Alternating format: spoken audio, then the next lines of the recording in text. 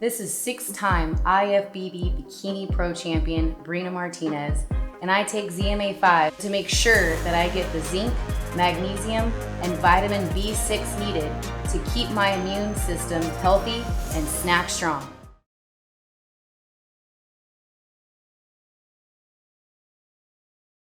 Yeah, good, mate. What impressed you the most about AJ's performance at the weekend? And where do you see his stylistic advantages over Fury should that fight get made next? I just think he's really learning and becoming clever at adapting to the opponent that's in front of him. You know, you saw in the Ruiz 2 fight that he adapted an approach that was absolutely perfect to deal with Andy Ruiz. On Saturday, he adapted an approach that was very, very effective to beat Kubrat Pulev. I think it's mad that people, oh, he could have made it easier and just gone out there like a wrecking ball and destroyed him in the fourth or fifth round. He's like, yeah, but he also boxed his ear-holes off and took his time, broke him down and battered him, and produced one of the sensational knockouts of the year. So you can't really win, you know. Oh, so someone said he looked a bit vulnerable in there. I mean, he got hit twice, I think, in the whole fight. And he's also, people are saying, oh, he's stuck between styles. He's not stuck between styles. He's just realized how to become a very effective heavyweight.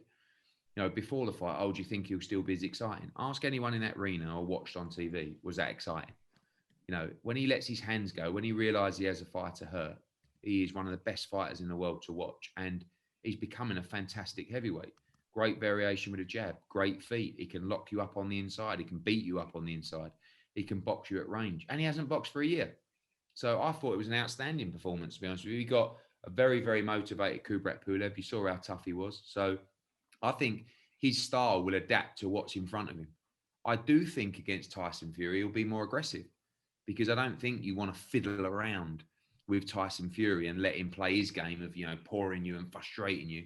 He's got to use his physical attributes in that fight. He's got to get on the inside and he's got to try and beat him up.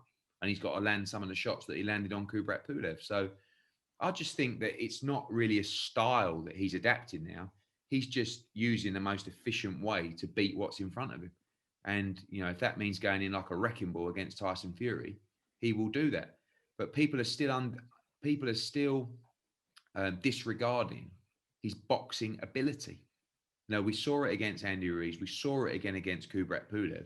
He's not really getting the credit for that, I think, But I thought it was a great performance. I thought it was a really well-rounded, mature performance that was a bit of everything. I want to ask you about the weekend. How did it feel getting, and obviously we had limited capacity with 1,000 fans, but did it sort of feel like things were sort of almost back to normal, obviously with Sweet Caroline playing and the crowd singing? Did it almost feel like we had that big event feel back?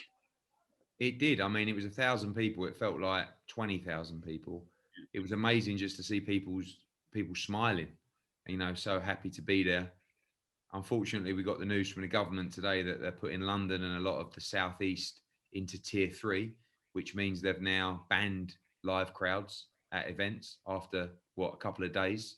So we managed to do one, and it was amazing feeling to do it. And I think it really helped AJ, to be honest. Like he's been to a couple of fights now with no crowd, and it was difficult for him. I think.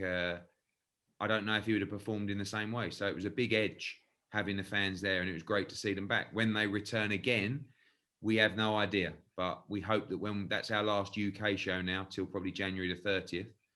So hopefully when we return, we'll have the crowds back again.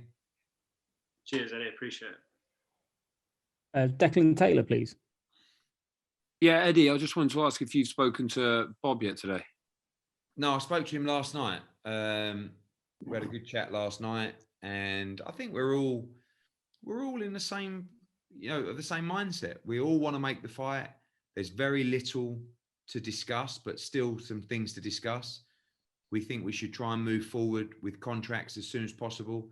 Let the governing bodies know that we have an agreement, and then we'll go to market and talk to the various people that have been approaching us about where the fight will take place. Don't really, I know that there's the Deontay Wilder situation. Some of you guys will know probably better than me where that's up to in terms of the arbitration for that rematch clause. I think, to be honest, that's the only thing that will stop this fight from happening next. That's the only hurdle you see at the moment. Yeah, I mean, there are still hurdles, but I don't see any major hurdles at all. You know, unless both guys want to have an argument about who goes first on the poster or who ring walks second, or, you know, I don't see that being an issue. But I really believe it's going to move swiftly, and hopefully we can get something on paper before the end of the year. Thank you so much for watching this video, and make sure to subscribe for more videos of your favorite fighters over here on Fight Up TV, and give us a follow online as well at Fight Up TV on Twitter and on Instagram. We appreciate it, guys.